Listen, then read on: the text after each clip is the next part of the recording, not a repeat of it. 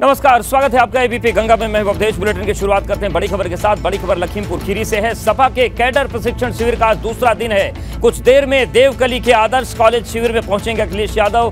College परिसर में पूर्व विधायक स्वर्गीय डॉक्टर कौशल किशोर की प्रतिमा का अनावरण करेंगे। अखिलेश यादव कैडर प्रशिक्षण शिविर को भी संबोधित करेंगे और शिविर में संबोधन के बाद अखिलेश लोक जागरण यात्रा निकालेंगे। और बीजेपी ने जो जो वादा किया है वो वादा जनता को दिलाना है कि आपका कुछ नहीं किया है भारतीय जनता पार्टी ने, इसलिए इन्हें हटाओ, लोकतंत्र बचाओ, भारत के संविधान के अनुरूप काम हो। आज भी सबकी नजर अखिलेश जी की यात्रा पर है। कहां से निकलेगी और कितनी दूर तक जाएगी? अब यात्रा तो यहीं से मेरी समझ में प्रारंभ होगी और ये धौरारा में स्वर्गीय यशपाल चौधरी साहब जो कोरोना काल में दिवंगत हुए थे, उनकी प्रतिमा का अनावरण होगा और यहाँ से लगभग 50-55 किलोमीटर की दूरी है, वहाँ तक तो जाएगी। आज का जो कार्यक्रम पता है हर लोकसभा में निकलेगी। समाजवादी पार्टी का राष्ट्रीय नेतृत्व यह फैसला करेगा कि हम इसको किस तरीके से चलाएंगे, लोकसभा वार चलाएंगे या जनपद वार चलाएंगे या हम कुछ मंडल वार चलाएंगे। इसका फैसला पार्टी का राष्ट्रीय नेतृत्व करेगा। तो नरेश उत्तम पटेल जी हैं, उन्होंने कहा कि यात्रा आज यहाँ से शुरू होगी, देवकली से धौरारा तक जाएगी। करीब 50-60 किलोमीटर की ये यात्रा होगी। इसके बाद ये यात्रा किन किन जनपदों से निकलेगी, किस तरह से निकलेगी, इसका खाका जल्द तैयार किया जाएगा। कैमरा सूर्य जीतेन के साथ विवेक त्रिपाठी, एबीपी गंगा, लखीमपुर खीरी। तो देखिए, नरेश उत्तम पटेल जो कि प्रदेश अध्यक्ष, उनसे बात कर रहे थे हमारे सहयोगी विवेक त्रिपाठी, और उन्होंने कहा कि लोगों से जुड़ने की कोशिश हम कर रहे हैं। साथ ही यात्राओं पर अभी जो राष्ट्रीय नेतृत्व है वो फैसला लेगा कि क्या करना है, किस तरीके से यात्राएं निकलेंगी, वो जिले स्तर पर निकलेंगी, मंडल स्तर पर निकलेंगी या कोई और रूपरेखा होगी। लेकिन आज समापन सत्र को संबोधित करने जा रहे हैं अखिलेश यादव। थोड़ी देर में लखीमपुर में समापन सत्र को संबोधित करेंगे और जो सपा का प्रशिक्षण शिविर है वो जो तस्वीरें हैं वहाँ की हम आपको दिखा रहे हैं। देखिए, 3 तस्वीरें आपके सामने हैं। लखीमपुर में प्रशिक्षण शिविर हुआ और इसको आज संबोधन करेंगे।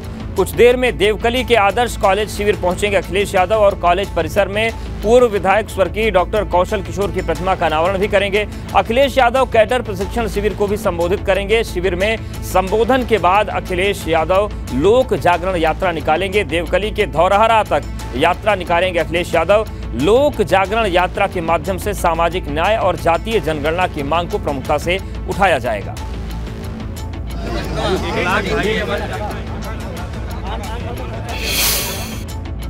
ये हमारे प्रशिक्षण का दूसरा दिन है और ये कंक्लूडिंग सेशन जिसमें अब तक कल के जितने डेवलपमेंट हुए उनको डिसीजन होगा।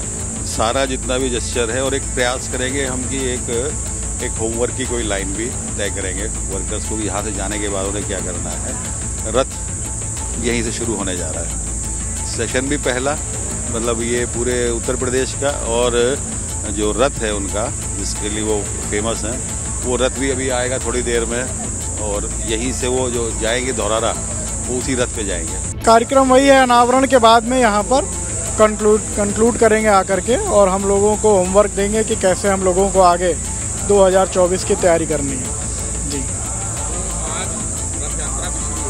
हाँ जी, हाँ जी। देखिए, आज ये हम लोगों का सौभाग्य है और लखीमपुर की जनता का, कार्यकर्ताओं का सौभाग्य है कि उनके रथ की शुरुआत आज यहीं से हो रही है और ये लोक जागरण अभियान जो शुरू किया है राष्ट्रीय अध्यक्ष जी ने, वो यहीं से शुरू हो रहा है। तो ये हमारे कार्यकर्ताओं का भी सौभाग्य है। और चलिए सीधे रुक करते हैं लखीमपुर का। विवेक हमारे साथ बने हुए। विवेक, लोक जागरण यात्रा, रथ यात्रा आज से शुरू हो रही है, यानी कि लोकसभा चुनाव का जो चुनावी अभियान है, चुनावी जो समर है, उसमें समाजवादी पार्टी ने बहुत जल्दी और सबसे पहले मैदान में उतरकर अपना काफिला आगे बढ़ाने का फैसला कर लिया है। बिल्कुल अवधेश, समाजवादी पार्टी पर ये आरोप लगते रहे हैं कि वो फील्ड पर नहीं दिखते हैं। अखिलेश यादव एसी रूम में बैठे रहते हैं और चुनाव जब शुरू होता है तब वो 2 महीने पहले एक्टिव होते हैं। ये आरोप लगते रहे, तो इन आरोपों को एक तरह से जो एक छवि बनी थी उसको तोड़ने के लिए, अलग करने के लिए खुद को, ये इस तरह की यात्रा शुरू की गई। और देखिए, बस खड़ी हुई है देवकली में। मैं हूँ, पावन धरती है लखीमपुर की।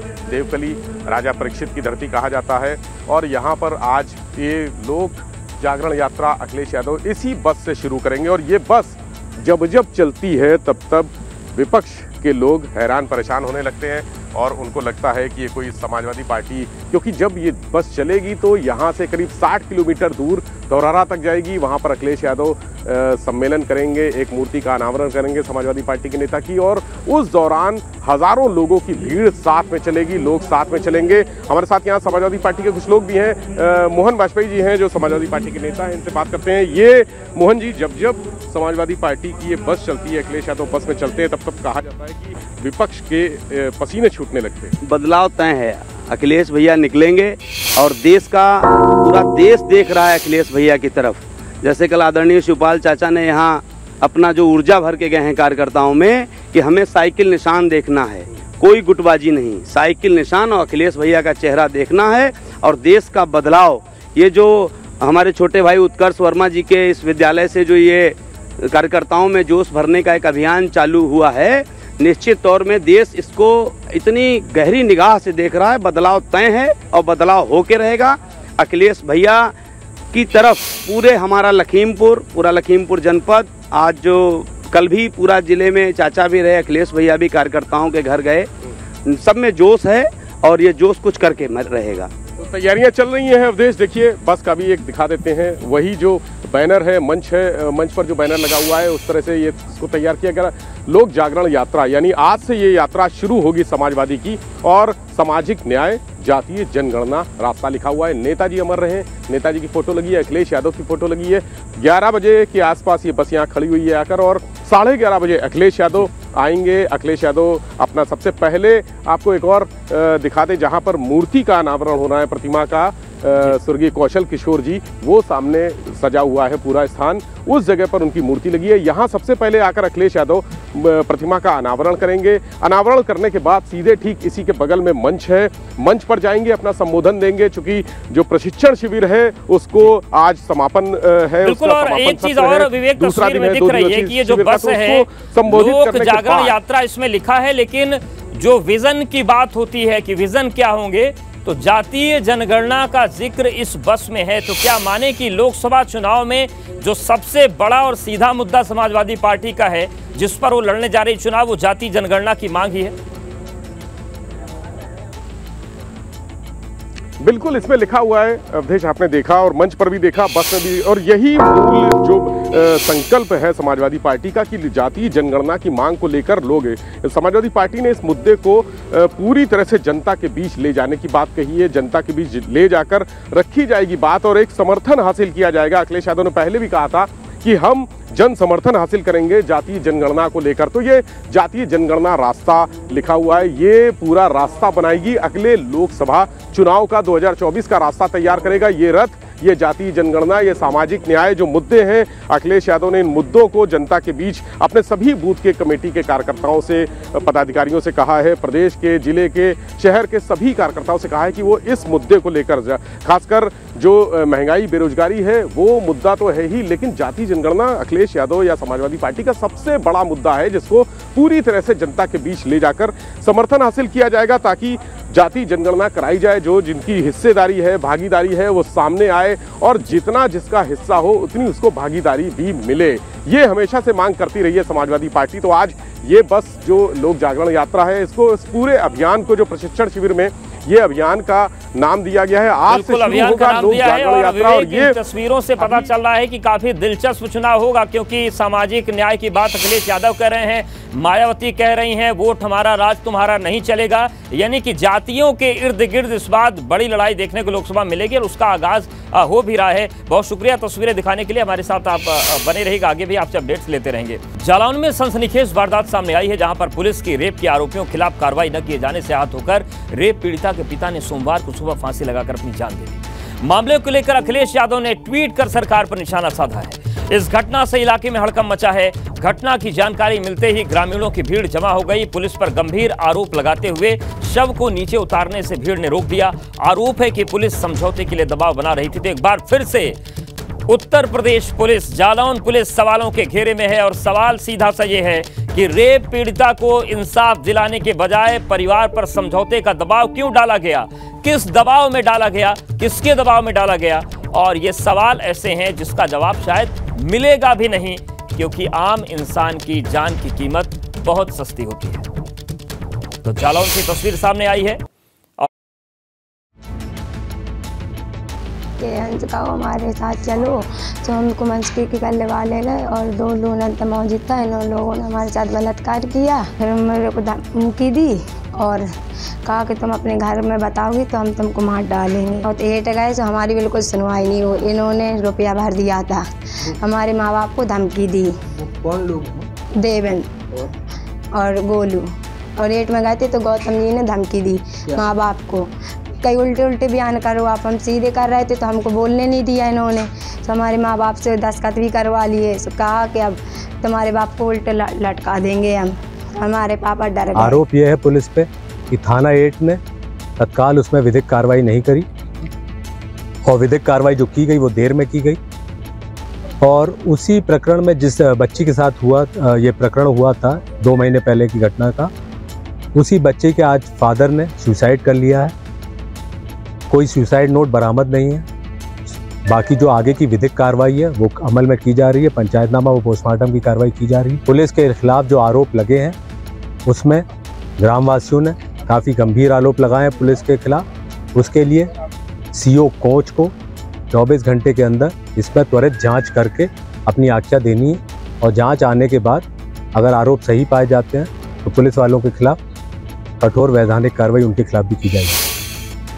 तो सुना आपने, जालौर एसपी कह रहे हैं कि 2 महीने में मामला दर्ज हुआ, लेकिन थोड़ी देर से विधिक कार्रवाई हुई है। 2 महीने थोड़ी देर अगर होता है तो आप अंदाजा लगा सकते हैं कि जांच किस तरीके से होगी। दरअसल इस पूरे मामले में अखिलेश यादव ने ट्वीट करके लिखा था कि उत्तर प्रदेश पुलिस से हताश होकर बलात्कार पीड़िता के पिता द्वारा आत्महत्या की खबर भाजपा सरकार की नाकामी का काला अध्याय है।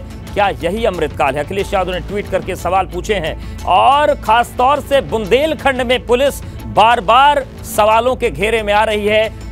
प्रताड़ना के मामले जो लड़कियों से या महिलाओं से होते हैं, उस मामले में कई ऐसे मामले सिलसिलेवार तरीके से आ रहे हैं, जिसमें खास तौर से जो बुंदेलखंड रीजन है उसमें पुलिस की मनमानी सामने आ रही है। और इस मामले में जालौन एसपी कह रहे हैं कि थोड़ी देर से विधिक कार्रवाई हुई है, यानी कि 2 महीने थोड़ी देर है। एबीपी गंगा के सीधे सवाल हैं कि रेप पीड़िता के पिता की मौत का जिम्मेदार कौन है? पुलिस किसके दबाव में केस दर्ज नहीं कर रही थी? सवाल यह है कि पीड़िता को मिल रही धमकी पर एक्शन क्यों नहीं लिया गया? क्या किसी अनहोनी का इंतजार कर रहा था पुलिस प्रशासन? और सवाल यह है कि दोषी पुलिस कर्मियों पर अब तक कार्रवाई क्यों नहीं हुई? और सवाल यह भी है कि 24 घंटे में रिपोर्ट आएगी तो कहीं वही कार्रवाई तो नहीं होगी जो हमेशा होती है कि जान किसी की चली जाए लेकिन पुलिस को लाइन हाजिर करिए और मामला खत्म। सवाल गंभीर है और जालौन पुलिस को ये जवाब देना चाहिए। हालांकि ये कहा जा रहा है कि थोड़ी देर हुई है विधिक कार्रवाई में, लेकिन अगर 2 महीना थोड़ी देर होता है तो फिर देर कैसी होती है, अंधेर कैसी होती है, वो जालौन के अधिकारी ज्यादा बेहतर बता पाएंगे। दिल्ली में आज फिर से यूसीसी को लेकर बैठक होगी। दिल्ली स्थित उत्तराखंड सदन में सुबह 11:30 बजे बैठक होगी। उत्तराखंड सरकार की बनाई कमेटी लगातार ड्राफ्ट को लेकर बैठक कर रही है और 30 जून ड्राफ्ट सौंपने की डेडलाइन है। पिछली बैठक में केंद्रीय लॉ कमीशन के सदस्यों के साथ भी कमेटी ने बैठक की थी। तो कॉमन जो सिविल कोड है, समान नागरिक संहिता है, उसको लेकर दिल्ली स्थित उत्तराखंड सदन में सुबह 11:30 बजे बैठक। अविनाश हमारे साथ जुड़ गया। अविनाश, क्या जानकारी मिल रही बैठक को लेकर? देखिए उद्देश्य अगर बात किया तो यूसीसी की जो कमेटी है लगातार बैठकें कर रही है, क्योंकि उत्तराखंड के मुख्यमंत्री पुष्कर सिंह धामी ने 30 जून तक का वक्त दिया है कि ड्राफ्ट तैयार करके दिया जाए। इसी कड़ी में अगर आज बात किया तो जिस तरीके से पूर्व जस्टिस रंजना प्रकाश देसाई के नेतृत्व में जो टीम गठित हुई है, वो टीम की आज बैठक उत्तराखंड सदन दिल्ली में होगी और यहाँ पे चर्चा की जाएगी कि इस तरीके से ड्राफ्ट तैयार किया जाए। इसके अलावा अगर बात किया तो 14 जून को तारीख तय की गई है दिल्ली के कॉन्स्टिट्यूशन क्लब में, जहाँ पे जो लोग उत्तराखंड के रहते हैं दिल्ली के अंदर, उनके साथ बातचीत करेगी ये विशेषज्ञ कमेटी और उससे बातचीत करके फिर एक और ड्राफ्ट तैयार करेगी और कंप्लीट ड्राफ्ट तैयार करके कोशिश है कि 30 जून तक उत्तराखंड के मुख्यमंत्री पुष्कर सिंह धामी को सौंप दिया जाए। क्योंकि 2022 के विधानसभा चुनाव में उत्तराखंड के मुख्यमंत्री ने ऐलान किया था कि उत्तराखंड में यूसीसी को लागू किया जाएगा और उसके बाद दोबारा सरकार बनने के बाद उत्तराखंड सरकार ने कमेटी का गठन किया है और कमेटी अब लगातार बैठकें कर रही है, ड्राफ्ट तैयार करने की कोशिश है। पिछले हफ्ते अगर बात की तो लॉ कमीशन से भी मुलाकात की गई थी और लॉ कमीशन को भी बताया था कि किस तरीके से ड्राफ्ट का निर्माण किया जा रहा है जिससे कि उत्तराखंड में समान नागरिक संहिता लागू किया जा सके। जी धन्यवाद अविनाश, आपका जानकारी और अपडेट्स को देने के लिए।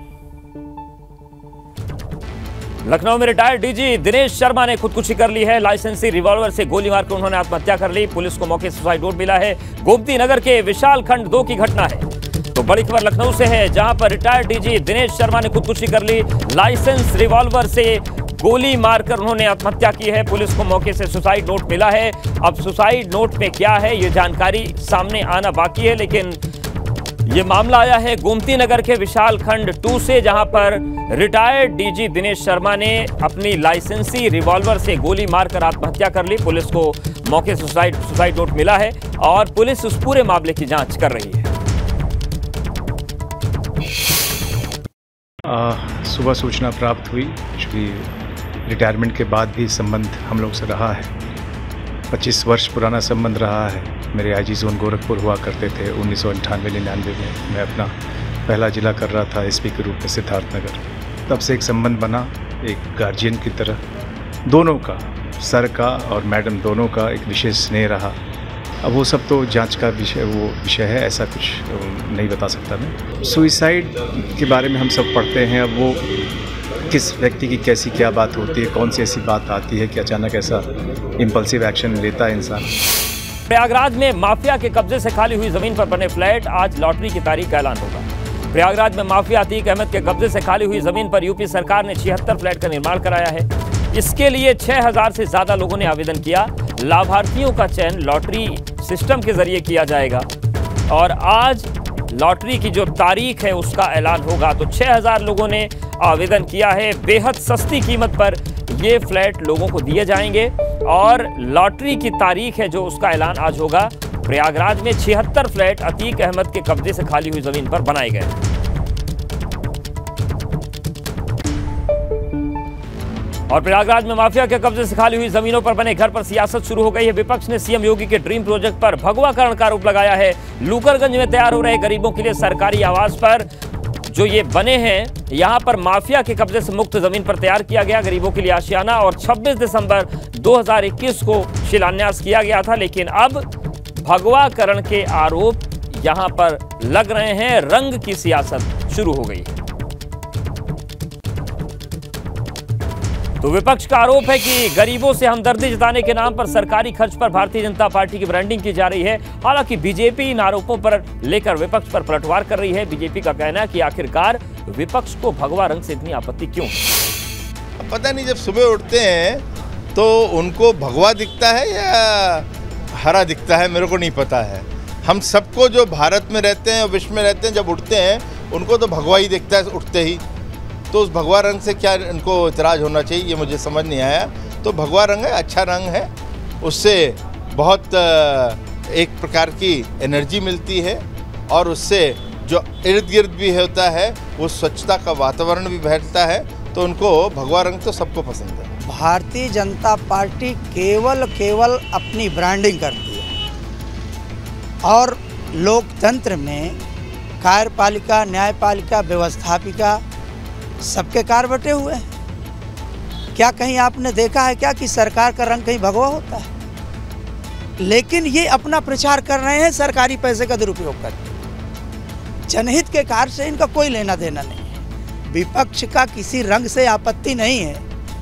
अब केवल मानसिकता से, क्या बाइलाज में, सरकारी बाइलाज में है क्या कि सरकारी भवन जो बनेंगे उसको आप भगवा कलर में रंगाएंगे? आप तो 4 कदम आके जाकर के जनता के पैसे का दुरुपयोग कर रहे हैं ना। तो माफिया की जमीन और जनता के पैसे का दुरुपयोग। महज 3.5 लाख रुपए में जरूरतमंदों को शहर के बीच पॉश इलाके में 2 कमरों का फ्लैट देने का प्रोजेक्ट अपने आप में अनूठा है। सीएम योगी का यह ड्रीम प्रोजेक्ट प्रयागराज विकास प्राधिकरण ने तैयार कराया।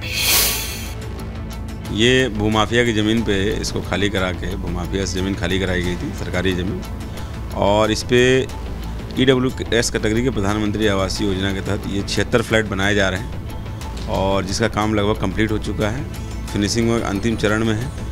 और इन 76 फ्लैट के अगेंस्ट जहाँ आवेदन मांगे गए थे, जिसमें 6060 लोगों ने आवेदन किया था, पात्रता की जाँच भी हो गई है और इसके लॉटरी की तिथि के लिए फाइल जो है सक्षम स्तर पर भेज दी गई है और मिड जून तक कोशिश है कि इसमें हम लोग जो है आवंटन कर दें और फिर जो भी लाभार्थी जिनको ये फ्लैट मिलेंगे उनको हम लोग इस महीने जो है पोजीशन भी दे दें। यूपी में माफियाओं के कब्जे से खाली कराई गई जमीन पर गरीबों के लिए बेहद कम दाम पर सस्ते आशियाने बनाए जाने के सीएम योगी आदित्यनाथ के ड्रीम प्रोजेक्ट पर विवाद छिड़ गया है। इस पर सियासत शुरू हो गई है।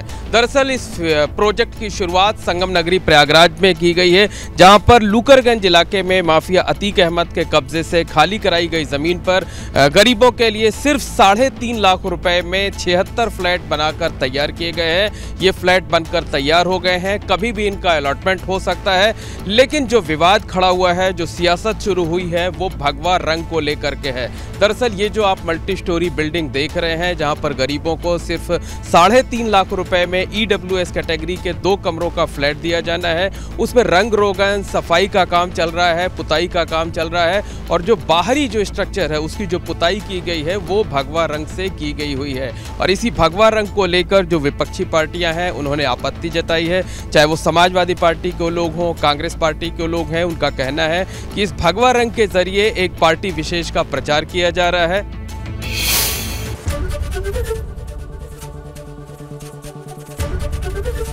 ABP गंगा, खबर आपकी, जुबान आपकी।